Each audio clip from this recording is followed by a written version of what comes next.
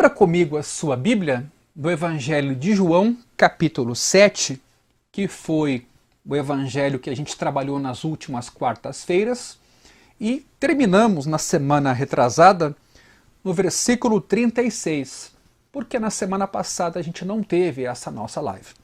E no versículo 37, quase finalizando esse longo capítulo do Evangelho de João, versículo 37 então, João escreve assim: No último dia, o grande dia da festa, Jesus se levantou e disse em voz alta: Se alguém tem sede, venha a mim e beba. Quem crer em mim, como diz a Escritura, do seu interior fluirão rios de água viva. Isso ele disse a respeito do Espírito que os que nele crescem haviam de receber. Pois o Espírito até aquele momento não tinha sido dado, porque Jesus ainda não havia sido glorificado. Ora, esse capítulo 7 é especialmente tenso, porque Jesus lida com os judeus, lida também com as autoridades, lida com seus irmãos que duvidavam da sua filiação divina, duvidaram dele a ponto de sugerir que ele fosse a Jerusalém e se manifestasse ao mundo, né? Que se tornasse conhecido, ou seja, aquele jeito de se pensar para a gente ter sucesso. Jesus, claro que não atende a esse pedido dos irmãos, vai no tempo que é oportuno e lá prega o evangelho, lá ele ensina e as pessoas se maravilham do que ele ensina. Mas tem gente que acha que ele é um infrator, um herege, um farsante e quer persegui-lo. Ou seja, no mesmo público nós temos opiniões bem diferentes a respeito de quem era o Cristo. E o Cristo, nesse capítulo, sempre remete sua missão, seu ensino e o conteúdo ao seu Pai. Ele se mostra em comunhão com o Pai. Ele não é inovador, ele é obediente, ele é fiel, ele é submisso, ele teme fazer a vontade de Deus e se identifica com Deus e estranha que aqueles que lhe ouvem, que se dizem de Deus, o rejeitem, porque ele vem da parte de Deus. É como se Jesus estivesse materializando Deus. Aquele Deus que às vezes a gente diz que serve, mas quando ele se torna encarnado, parece que a gente tem pouca identificação com ele. Então precisamos rever nossa fé nesse Deus invisível. Por isso também a gente tem a Escritura, porque a Escritura revela os atributos do Deus invisível. A criação revela os atributos do Deus invisível. No entanto, o pecado distorce a nossa leitura, nossa compreensão. E talvez aquelas coisas que Deus criou para ser por elas glorificado, a gente torna essas coisas um fim em si mesmo e pratica idolatria. Então era preciso afinar o ouvido dos judeus, dos discípulos, a compreensão do povo de Deus através das próprias palavras de Jesus que traziam libertação, esclarecimento e lucidez. E aí, claro, querem matar a Jesus, querem prender a Jesus, querem confiná-lo de alguma maneira, porque o ensino dele é provocativo, o ensino dele é instigante, mas também desconcertante, porque ele literalmente vai ao coração do ser humano. E aí sim, chegamos no versículo 37. E por que chegamos aqui? Porque o texto, desde o início do capítulo, nos fala de uma festa, a festa dos tabernáculos, que começava a acontecer em Jerusalém. Jesus até chega no meio da festa, e aqui no versículo 37, nós estamos no finalzinho dela. E vejamos o que um autor, um biblista, falando um pouquinho sobre essa festa, escreve nesse comentário de João. O nome dele é D.A. Carson. Nos 7 dias da festa, essa festa das cabanas ou dos tabernáculos, enchia-se uma jarra dourada de água do tanque de Siloé. Eu tive a oportunidade de visitar esse tanque em Jerusalém. Que era levada essa jarra em uma procissão pelo sumo sacerdote de volta para o templo. Uma festa das cabanas não era só ficar nas cabanas, né? Tinha um significado essa festa. Quando a procissão se aproximava da abertura para a água no lado sul do pátio interno, 3 toques de chofar uma trombeta usada para ocasiões festivas, eram ouvidos. Enquanto os peregrinos observavam, os sacerdotes andavam ao redor do altar com a jarra, o coro do templo cantando o Alel, que é os salmos de número 113 a 118. Né? Tem até um livro do Timothy Keller que tem esse título, né? Os Cânticos de Jesus. Aí você vai ver, é um livro devocional em salmos, porque de fato os salmos eram cantados. Quando o coro alcançava o salmo 118, todo peregrino do sexo masculino chacoalhava um lulab, que é um galho de salgueiro e murta amarrados com um ramo de palmeira, na sua mão direita, enquanto que sua esquerda levava um pedaço de fruto cítrico, um sinal da colheita realizada, porque a festa simbolizava essa colheita. E todos gritavam: deem graças ao Senhor 3 vezes. A água era oferecida a Deus na hora do sacrifício da manhã, junto com as ofertas de bebida, que era o vinho, que eram diárias. O vinho e a água eram derramados em suas respectivas vasilhas de prata e a seguir derramados diante do Senhor. Além disso, essas cerimônias da festa das cabanas estavam relacionadas no pensamento judaico tanto com a provisão de água feita pelo Senhor no deserto, você vai lembrar lá de Moisés, né? Como também com o derramar do Espírito Santo nos últimos dias, ou Espírito do Senhor. O derramar na festa das cabanas refere-se simbolicamente à era messiânica, na qual um rio da rocha salgada fluiria sobre toda a terra. Então, quer dizer, nós temos agora aqui Jesus encarnando essa água. Porque, de fato, no último dia da festa, onde todo mundo já tinha comido muito, bebido muito, ele se levanta em voz alta, corajosamente, com todo esse contexto tenso de perseguição, questionamento e divisão no seu público, embora muitos simpatizantes, ele se ergue publicamente e dá a entender então aqui que num certo período da semana, durante a festa, ele se refugiou. No último dia ele se ergue e ele pergunta: se alguém tem sede, venha a mim e beba. É de se perguntar, depois de uma semana toda de muita comida e bebida, água, vinho, que Jesus tenha essa coragem de trazer para si mesmo toda a atenção, todo o foco, em meio a supostamente uma saciedade que todos desfrutavam, que Jesus ainda pergunte se há quem tem sede. Quando a gente olha para o passado da história humana, a gente sabe que foi um passado difícil. Não havia muita produção, não havia comida para todo mundo, a tecnologia mesmo era precária, não havia educação para todos, então todo mundo é unânime em dizer que a vida, de um certo ponto de vista, hoje é melhor. Mais gente é atendida, mais oportunidades, né? Embora a população multiplicou-se demasiadamente, mas a inteligência humana, a criatividade, a graça de Deus em meio a tudo isso favoreceu a produção, que a produção chegue nas pessoas, que atenda as famílias, a educação, a consciência social é maior e nesse sentido, claro, ainda assim, algumas necessidades são bastante evidentes. Mas, nesse contexto aqui, Jesus se levanta como alguém que percebe que ainda há fome, que ainda há sede, que ainda há um vazio, que ainda há necessidade, que mesmo em meio à fartura material ou de alimentos ou de bebida, ou quem sabe em meio à embriaguez, que é o excesso de bebida, ainda tem gente sedenta, ainda tem gente faminta.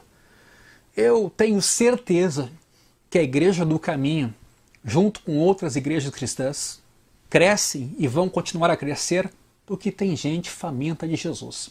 Tem gente sedenta do Evangelho. Tem gente sedenta de algo que de fato alimente. De algo que de fato supra suas necessidades. A gente estuda, é bom estudar. A gente tem uma criatividade cultural, intelectual, então a gente vai atrás. A gente trabalha né? A gente tem alguma coisa em nós que nos põe a trabalhar. Parece que a gente foi destinado para isso. A gente casa, a gente tem filhos, a gente tem lazer, a gente tem muita coisa. Mas em meio a tudo isso, nós temos uma alma. Nós temos desejos muito intensos. Nós temos sonhos. Nós temos ideais. Nós temos uma certa ética para nortear nossa vida. Nós temos perguntas que fazemos sobre o porquê de uma atitude ou o porquê de um silêncio. E nesse sentido, Jesus faz a pergunta: se alguém tem sede, e note, agora não é o vinho, agora não é a água. Jesus chama para si próprio: venha a mim e beba. E eu lembro aqui, não tenho como deixar de lembrar, os momentos em que Jesus, não citando rabino nenhum, diz: em verdade, eu vos digo.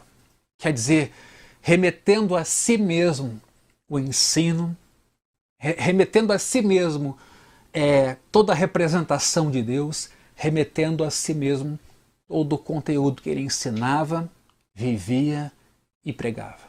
Neste sentido, Jesus então pergunta: se alguém tem sede, venha a mim e beba.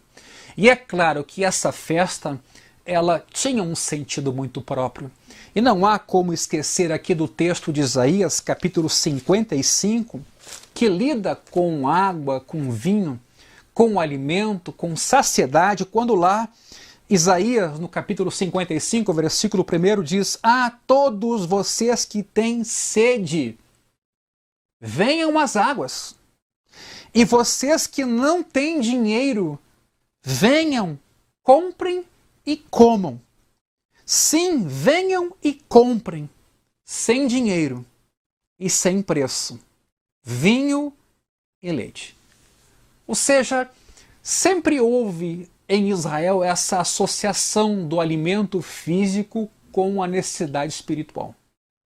Sempre houve em Israel essa maneira mais concreta de falar das necessidades da alma, da vida interior humana, e muitas vezes simbolizados nos elementos materiais, em metáforas como aqui o vinho, o pão ou a própria água.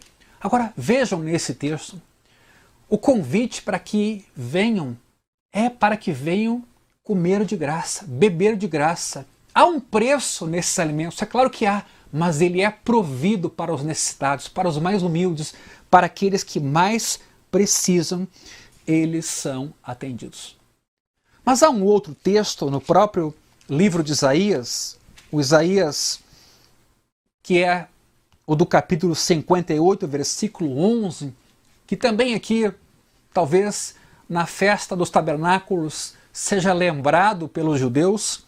Versículo 11, o Senhor os guiará continuamente, lhes dará de comer até em lugares áridos, e fortalecerá os seus ossos, vocês serão como um jardim regado, como um manancial cujas águas nunca secam. Atenção, porque aqui quando Jesus convida os judeus a beberem dele, ele diz: quem crer em mim, como diz a Escritura. Então ele se remete a Isaías aqui: do seu interior fluirão rios de água viva. Pois aqui em Isaías o texto diz: vocês serão como um jardim regado e como um manancial cujas águas nunca cessam.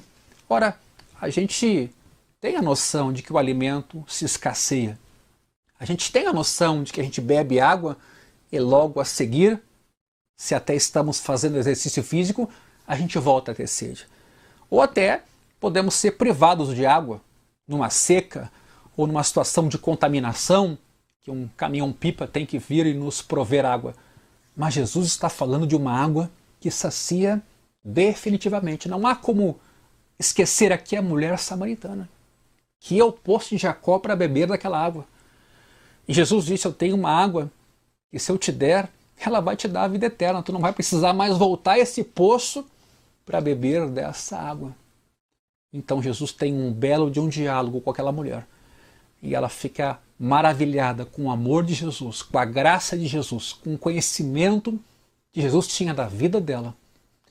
E tantos samaritanos depois acabam também se convertendo e tendo esse encontro com Jesus. Se alguém tem sede, venha a mim e beba. E esse chamado, ele está de pé hoje. Porque Jesus Cristo ontem e hoje é o mesmo e o será eternamente. Quando a gente vai para ao vivo como agora, quando a gente está aqui nesse momento acreditando na palavra de Deus e no poder do Espírito Santo e de que tem gente hoje faminta e sedenta e não é pouca gente, quando a gente se coloca a essa disposição é porque a gente sabe que tem gente assim e também tem quem pode suprir, quem pode alimentar e quem pode saciar.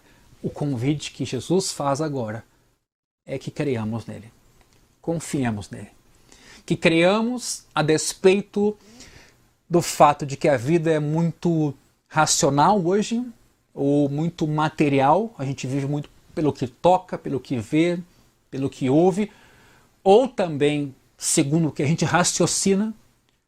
O convite agora que nos é feito é para a gente confiar, é para a gente crer nesse Jesus, que há um propósito nesse mundo, que é uma razão da gente existir, que nós não fomos criados para sofrer, que o sofrimento sim é uma realidade, mas é consequência do pecado, mas tem um Deus que não está calado e está, ao contrário, sentindo as dores da humanidade, ele não está indiferente e o convite dele continua de pé. Venha a mim e beba. E quem crer em mim, como diz essa escritura, quem sabe aqui Jesus é o grande ícone da festa dos tabernáculos, festa da colheita, onde Cristo é a grande colheita, é a grande manifestação do reino de Deus na terra, tão esperado, esse Messias. A promessa é de que quem crer em Cristo, do seu interior, fluirão rios de água viva. E o texto ainda vai concluir para dizer que essa água era o Espírito que ia ser derramado quando Jesus Cristo consumasse a sua obra. Então não é só um poder, né, que estava sobre Jesus ou que ia ser dispensado assim por algum motivo especial. Na verdade, esse Espírito era de renovação, de salvação, de purificação de pecados, de renovo da vida humana, de saciedade para o sedento e para o faminto. Na verdade, era a nova aliança que se concretizava com a morte e a futura ressurreição de Cristo, onde o Espírito seria derramado sobre toda a carne sedenta e faminta em meio ao deserto. E as pessoas poderiam ter esperança, os pobres, os famintos, os excluídos, todos, de que Deus ama o ser humano, de que Deus sacia o ser humano, de que Deus preenche esse vazio, de que Deus é a nossa verdadeira comida e bebida e Ele tem tudo aquilo de que precisamos. Quando Ele disse isso, Ele disse a respeito do Espírito que iriam receber os que nele crescem, porque até esse momento o Espírito não tinha sido dado, porque Jesus ainda não tinha sido glorificado. Então, a obra do Espírito Santo está completamente atrelada à obra da cruz. A obra do Espírito Santo é esse derramar do Espírito não só sobre judeus, mas sobre toda a carne, sobre aqueles que creem, aqueles que entregam as suas vidas a Cristo, que entendem que a vida é mais do que trabalho, ganhar dinheiro, ou mesmo do que família. A vida tem um sentido ainda mais profundo, que, quando encontrado, ressignifica a família, o trabalho e a vida em sociedade. Nós somos amados por Deus. Nós fomos criados por Ele, à sua imagem e semelhança, e criados para um propósito. E esse propósito ainda é melhor desfrutado quando a gente enxerga Ele e não anda tonto no dia a dia tentando sobreviver, dando golpes no ar, sem rumo, sem direção e sem muitas certezas. Pois a fé é uma certeza. Eu sou de Deus, fui criado por Ele, para Ele. E Ele é a minha plenitude. É aquele que dá a razão de ser e existir em tudo aquilo que eu sou e faço. Meu amigo, minha amiga, eu queria orar por você. Eu queria que você imaginasse esse seu final de ano, o Natal, onde de fato a gente teve um momento importante de confraternização familiar. talvez não o ideal diante da pandemia. De fato, começamos já um novo ano, mas você pode se perguntar se você está saciado, se você está com o coração suprido, você está com paz agora. Eu não me refiro ao fato de ser indiferente à luta aí fora, às dores, ao desemprego, ou aquela luta para vender e colocar o pão dentro de casa, mas eu me refiro a uma falta de tranquilidade do seu coração. Talvez até materialmente tudo esteja bem, mas o teu coração está inquieto, está temeroso, está inseguro, está triste, está abatido, está sem paz. Talvez você não teve encontro ainda com essa verdadeira comida, com o Cristo, com o Filho de Deus, para perdoar teus pecados, te abraçar, sem custo nenhum, sem sacrifício nenhum da sua parte, apenas por uma manifestação de amor de Deus em nossa direção. Pois este é Jesus, que se oferece naquela cruz para nos reconciliar com o Pai, perdoar os nossos pecados e nos dar paz, e uma paz que ninguém nos pode roubar. Que não vai depender de usar uma roupa branca, não vai precisar aguardar chegar ao final do ano, e não vai depender também do nosso sucesso material, mas é uma paz que o mundo não tem, mas que Cristo tem. Ele próprio é essa paz. E Ele pode morar em nós pela fé. Então eu queria orar por você nesse momento, pela sua família. Eu sei que a gente fica com aquela expectativa de que dias melhores virão. E eu acredito, a vida humana precisa desse otimismo, olhar para frente e esperar dias melhores. Mas tem um Jesus que vem hoje em nossa direção, nos convidando à plenitude. Você não precisa aguardar dias melhores, você pode desfrutá-los hoje. Mesmo que o teu entorno não seja aquele ideal. Mas existe alguma coisa que Deus faz em nós, em nosso coração, que nos alimenta, que nos supre, que nos dá paz, que nos dá descanso, como Jesus mesmo disse: venham a mim os cansados e sobrecarregados e eu darei a vocês alívio, descanso para a alma de vocês. É esse Jesus que se apresenta por meio da sua palavra hoje à noite e quer dar essa paz de graça e ser esse alimento, essa plenitude na nossa vida, para que a gente possa começar inclusive 2021 na perfeita paz. Eu queria orar por você nesse momento, no nome de Jesus. Pai, obrigado pela tua palavra, obrigado por Jesus, teu Filho, o pão vivo que desceu do céu. Obrigado porque Ele é a verdadeira comida e a verdadeira esperança para cada um de nós e para o nosso mundo. Machucado, ferido, dividido, sedento e faminto. Jesus, abençoa nesse momento esse pai, essa mãe, essa família, esse homem, essa mulher que nos assistem nesse momento. Que a tua doce paz, que a tua plenitude tome essa casa agora, tome esse lar, tome essa família. Guarde os filhos desse que nos assiste. Aquiete o coração ansioso e preocupado, temeroso pelo futuro, que venha a tua paz, Jesus. Essa paz que nos dá certeza, fé, confiança de que a nossa vida tem um sentido, tem um motivo, tem um propósito. Eu oro e peço que abençoes emocional e fisicamente a cada um dos nossos amigos, abençoando também a cada um no seu trabalho, abençoando a cada família, mas acima de tudo, nos alimentando dessa fome tremenda que nós temos de propósito, de paz, de razão de existência, que essa paz e essa plenitude chamada Jesus tome o coração de cada um de nós. Eu te agradeço por Jesus, teu Filho. Amém.